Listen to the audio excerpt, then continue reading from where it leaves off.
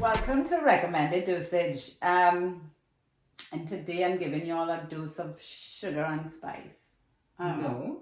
Annalisa does desserts. Yes, which I is do. Sweet generally. Sugar and spice. Think I'm Everything nice. spicy. Everything nice. So you are representing sugar and I am spicy. I was a little slow there. I got it now. You got Yes, it? I am definitely the sugar here. I know. I did my research, Annalisa. We're going to talk a little bit about how we met the first time. Do you remember that? I do remember. I do remember. Yes. I was doing a show it was called Spill the Beans. Yes. I said I was from Trinidad and Tobago at some point, and I heard Screaming and shouting in the audience. And I was like, oh! Because it was a very intimate crowd, very small. Yes. And what was the chances of having not one or two? I think there were like 3 or 4 you all. I brought them. No, but there's also another girl who didn't come with you. Oh, the lady. Yes. You're correct. Yes. You're correct. And so they were all like, oh! I'm like, oh, okay. And since then we connected. We've become, I would say, friends. I definitely would say that. Yes. Yes, And indeed. so you started doing decadent desserts about what? How long ago? October 2019. Why decadent desserts? I have always had a passion for cooking and for baking. I had a very close relationship with my grandmother, and when I grew up with her in Trinidad, and she would, the heart of the house is the kitchen, and she taught me how to cook. She taught me how to bake, and these are the things that I hold dear of the memories I have of her. She was the matriarch of our family. So my family have always, encouraged me to do this, but I'm an accountant, which is totally outside of that realm. And I've just been busy raising my kids, and life comes at you. So last year, we had an event at the house, and I did a bake table with different sweets and desserts. And they pushed a little bit more with the family. They kind of said, you should do this. People have to eat this thing. So my daughter and my son, who are the technologically advanced people in the family, they started off by creating my Instagram page.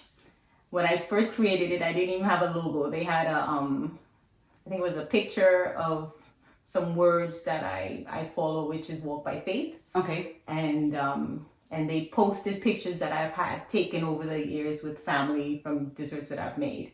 And it just launched after that. I got the business licensed, and I got our official name and tax ID, and it went from there. So this isn't even something that you were sitting one day and decided, you know what, in a month or 2, I'm going to start doing this business. It's not something that you planned or that you had even...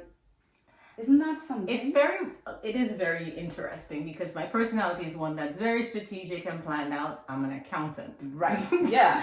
However, whatever. However, I have sprinkled in my life a lot of things that I do very spontaneously. And whenever I have an idea, I want it to happen. I have no patience. So I want it to happen right away. And it so happened it was right there in October. We had Halloween, Thanksgiving, Christmas, birthdays, everything happened. So the business just took off.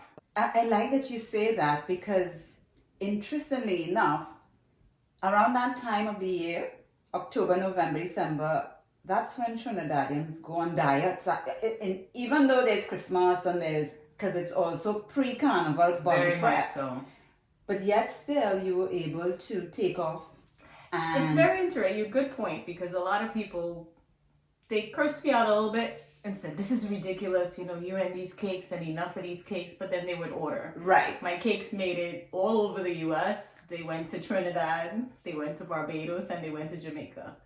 Wow. So they've gotten some distance. Shipping is a little difficult, but I've done that just with certain things because I do all Trinidadian delicacies. Okay. Did you migrate to the U.S.? How long have you been? Because I want to go back a little bit. Okay. Because you mentioned grandma, you mentioned Trinidad. Now you just said that you do Trinidadian delicacies and desserts. So that's Who are you? Yes. Where are you from? So been living in Florida how long? I've been living in Florida from 2004. Okay, and you moved Trinidad, Florida? Or? No, I moved from Trinidad to Brooklyn. I heard that's the rite of passage. That is exactly where you should go. That's what I've heard. No, my directional pull was because of my dad. He was living in Brooklyn at the time. So I was born in Brooklyn, and my mom was in the army. Okay. And when I was 7 months old, she sent me to live with my grandmother in Trinidad. So I've lived with my grandmother in Trinidad all the way through high school. I came back to Brooklyn when I was going to college. I did college, got married, had my son, and then in 2004 moved to Florida. Okay. And then had my daughter. Okay. So I have 2 kids. And Decadent Desserts is your third kid. That is my third. Okay, so I'm Too having... funny. This is your sorrel. Yes, it is. That is absolutely delicious. Oh, thank and you. I remember when I ordered it from you, and I got it, the first thing I said to you, I was like, oh my God, this is so thick. It reminds me so much of home. Like, Right. because I grew up knowing sorrel to be very concentrated, and then you add water or a lot of ice. Right. And so I was like, oh. So I tasted the sorrel, I tasted the spice that's in the there. spice. Mm-hmm. So I guess I tasted a little bit of me. Describe for me your perfect meal, and what would you complement like a dessert? So describe for me from start to finish, and what you would choose to end with. What dessert and why? Well, I have 2 favorite full course meals because I am always saying that I'm 100% Trini, even though I wasn't born there, but I do have dual citizenship, so I claim it. Right. But then I also have a very like a signature dish that I like for the United States, American dish.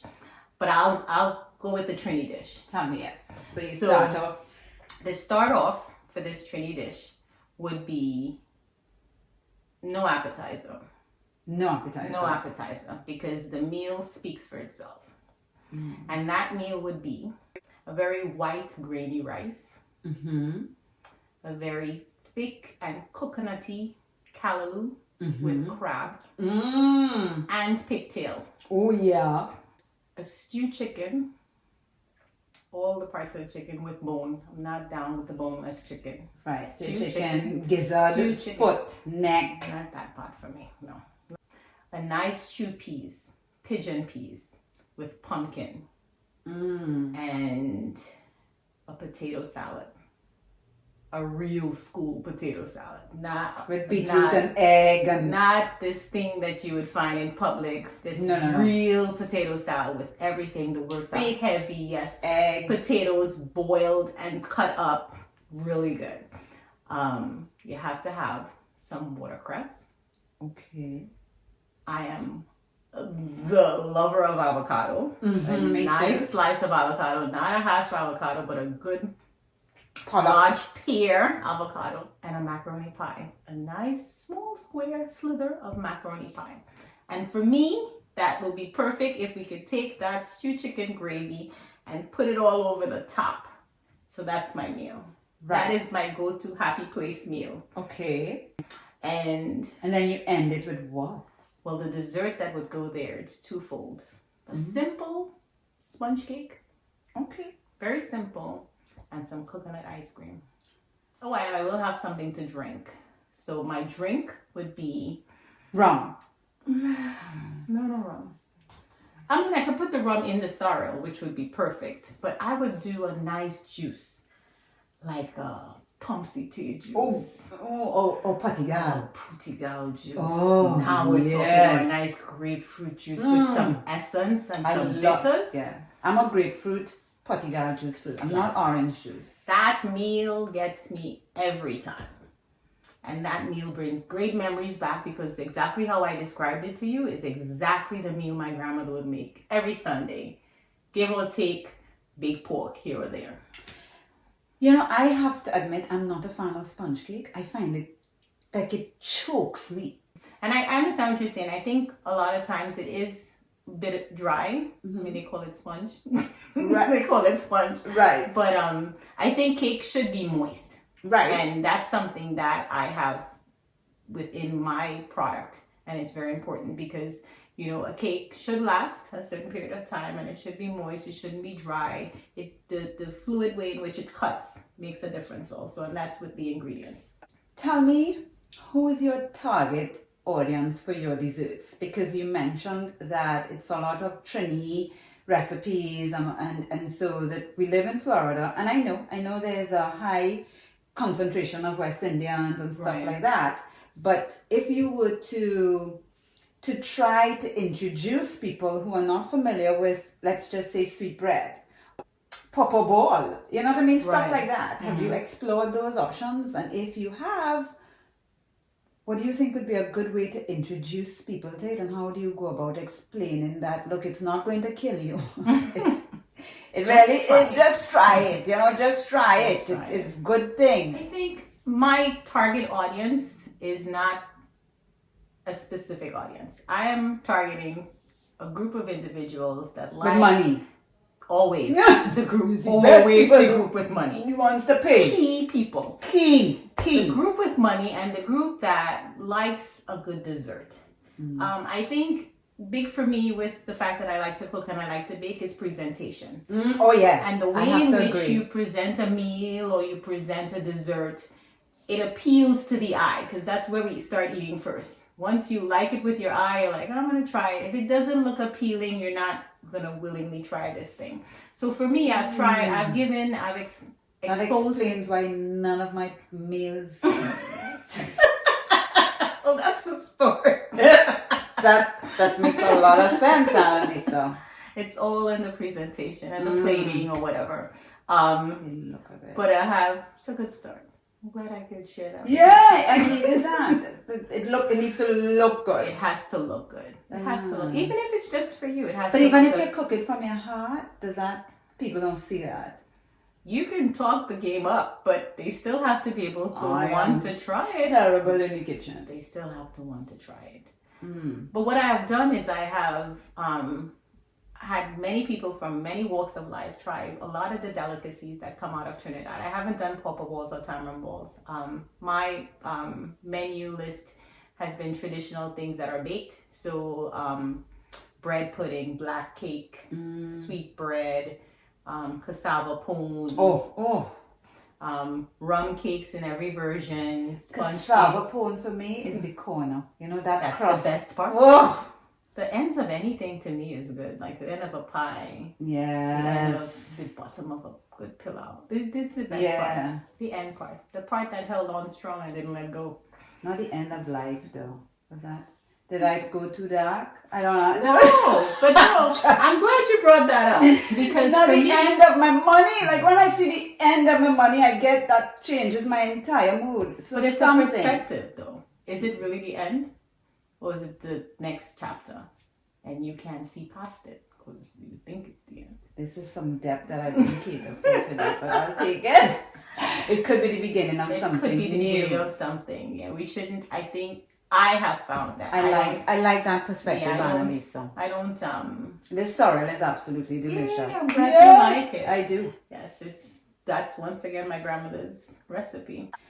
But no, the only difference between this recipe and the one with my grandmother is that I didn't pick it off of the tree in the backyard and dry them and cut out. Oh, you didn't? No, I did not. Why you didn't say that before?